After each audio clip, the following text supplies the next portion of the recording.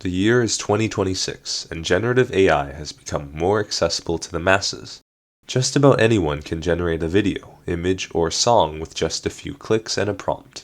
Some even go so far as to create AI-generated content online, specifically designed to exploit social media algorithms. These social media algorithms are designed to keep you on their app for as long as possible, by showing you an endless stream of content that they think you will watch. And the sudden influx of AI-generated content has only added additional consequences for its users, such as reducing attention spans and spreading misinformation online. Because of all this, the prevalence of AI has become a major source of friction, with many people either strongly for or against generative AI. A major cultural shift can also be seen online, as people have actively begun to reject new innovations and trends in favor of something more nostalgic, established, and traditional. People no longer want the latest tech trends, but instead want to rediscover the old classics. It is a time when people crave authenticity, when the world feels more and more superficial.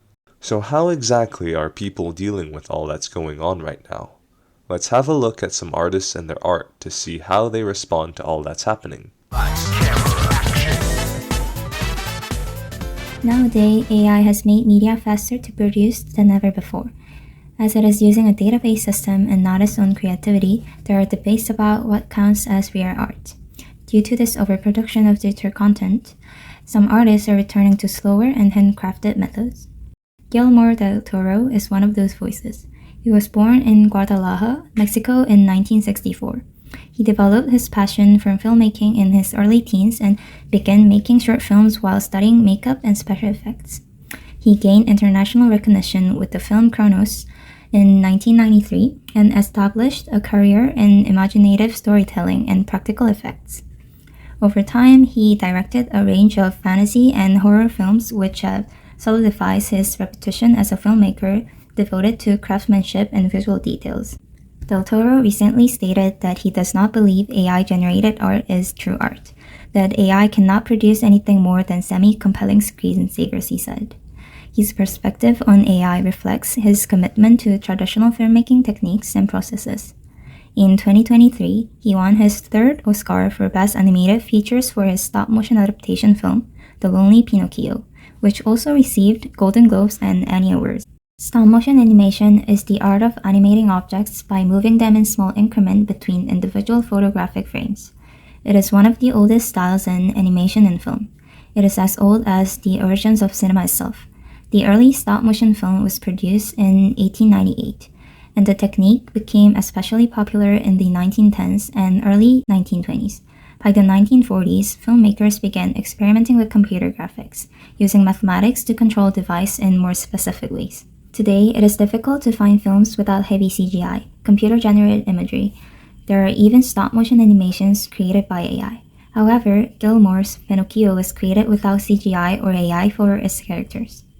Instead, he relied entirely on traditional handcrafted stop-motion animation, which means he physically moved the puppets frame by frame and especially adjusted backgrounds to create the illusion of motion. To support production, the team has built 32 Pinocchio's puppets so that each animators could work simultaneously. Gilmore's goal was to make the film look perfectly imperfect by balancing with modern engineering so the movement feel fluid and expressive. As the world responded to his devotion, the film Pinocchio has won 78 awards and was nominated for 135 times in total. While everyone's freaking out about AI designing clothes and algorithms, predicting trends, fashion designers are doing something backwards. They're choosing to slow down, hand stitching, using old fabrics, leaving stuff intentionally imperfect. And this is just called resistance. Martin Margiela, this Belgian designer from 1988, is basically having a second life right now. He chose to stay totally anonymous, and he would take these vintage clothes, deconstruct them, leave the seams exposed, and use blank labels with just 4 stitches. That's it. No logo, no signature, just a garment for its purpose. And well, here's the thing. Margiela's approach was anti-AI before AI even existed, which meant every garment was handy constructed, intentionally imperfect, and rebuilt. And you cannot automate this. Meanwhile, there's companies like La La Land AI that generate infinite AI models in every body type, and these algorithms predict things instantly. But Margiela rejected this exact logic.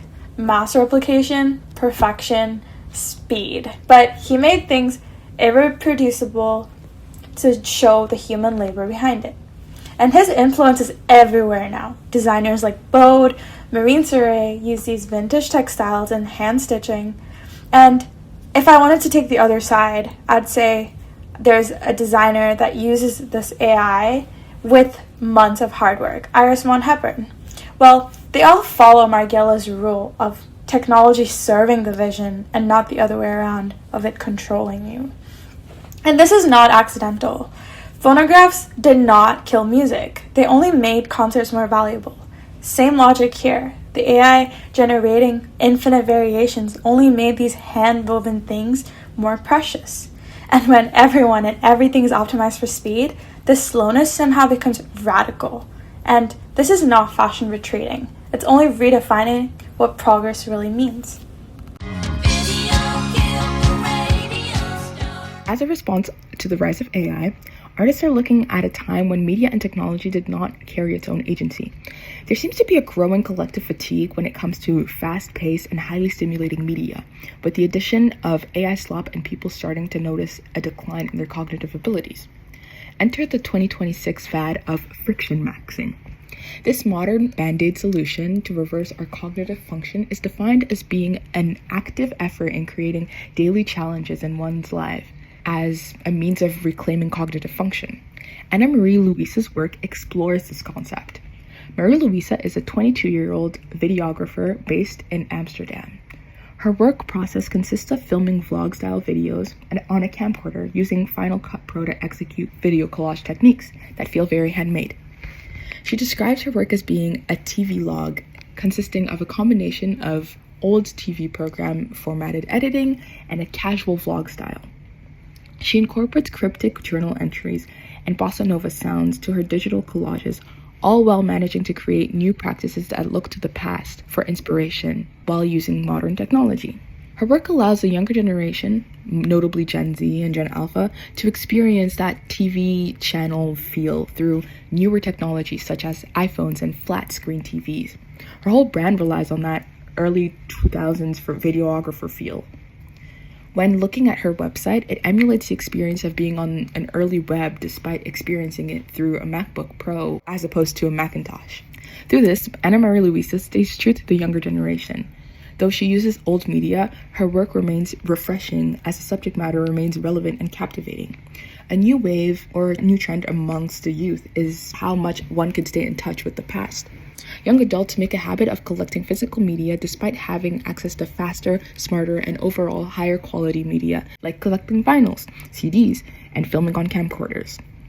This demonstrates the general fatigue that society is experiencing with modern and fast-paced technologies, and a longing for a simpler, ad-free, and subscription-free time, ultimately romanticizing a short-lived period of time before big corporations removed the brakes from technological advancements, with a new product being released at least twice a year. After a whole century of music being recorded, and with recording now being an easier process than ever before, the amount of music being put out is staggering. Not to mention, self-publicity is free, relatively easy, and readily accessible due to social media platforms like Instagram. Nowadays, the majority of people listen to music through various streaming platforms like Spotify and Apple Music. Gone are the days of buying a single record or CD. The truth is, there's more music available to listen to now than ever before, and more is being put out every single day. It's accessible almost instantly. Granted, you can afford a subscription to these platforms. With AI algorithms and DJs curating and taking over the music you're exposed to, it can get a bit overwhelming. A lot of people are starting to revert to what is called the golden age of technology. This era, when iPod Nanos, shuffles, and wired earbuds were king, people are pushing back to modern Bluetooth and high-tech equipment. Like all art, music and genres repeat themselves, since all artists inspire and take from one another, or maybe because there's just so much music out there you can't really categorize it anymore. That's just the process of creation, reuse, and recycle. Some musicians like King Cruel, Pink Panthers, and After the Band are bringing back old-time styles to the youth of today. King Cruel has grown in popularity recently. He is a 31-year-old singer from the UK and has millions of listens to date, often being called similar to older artists like Conan Moccasin or Cure the Band, for his mellow and jazzy style with modern elements. I stumbled upon a band called After that emits a very nostalgic alternative sound of the early 2000s, not only through their music but the video's cover art as well. Yet they are releasing new songs in 2026. Weird, isn't it? And it's not like they sound like that subconsciously. They're doing it on purpose. Now, another artist, Pink Pantheress, also rose to popularity due to her Y2K style samples in her songs. And why is this happening, you may ask? Is it the kids that grew up in the respected era craving something nostalgic? If you've ever heard the saying 2026 is the new 2016, this is someone who really represents it. A 19-year-old hip-hop artist named Feng, also from the UK, is making waves with his nostalgic 2016 type aesthetic, using iPhone 6 cameras and old Instagram filters to market himself. His popularity just goes to show people gravitate towards nostalgia in art. We're also at the point where people are even fully releasing AI-generated song parodies as well as seriously stealing current major artists' voices like Drake to gain traction or create a whole new song that sounds like their own. Is AI music real music? Where does the line cross between tech that helps with some music creation or when it creates majority of the piece? Is AI art real art? Would you listen to a song if it was AI generated? And could you bear to sit with yourself knowing it was? Just some thoughts to keep in mind. AI has made a massive impact on many creative industries, and animation is not an exception. But was it that successful? As we know and feel, people are tired of unnaturally perfect soulless AI works that are claiming to be artworks. Here, I'd love to talk about if the AI was ever a threat to animation, how it was initially impacting and still impacting the industry, and a possible future that's unfolding for us. So when did it all start? According to Wowha Animation Studio located in South San Francisco and Pigeon Studio located in Poland, the active usage of AI in film and animation production started to happen in the late 20th century, a new type of AI in the mid-2000s. For example, the Pixar developed the Genesis system, which is a sequence for Star Trek II, which happened in 1982-83, which solved the fuzzy problem of earlier traditional computer graphic animation. Then, according to Dream Farm Studios, the film Avatar, made in 2009, used the virtual production technology that helped to make smooth transitions between the virtual and real world.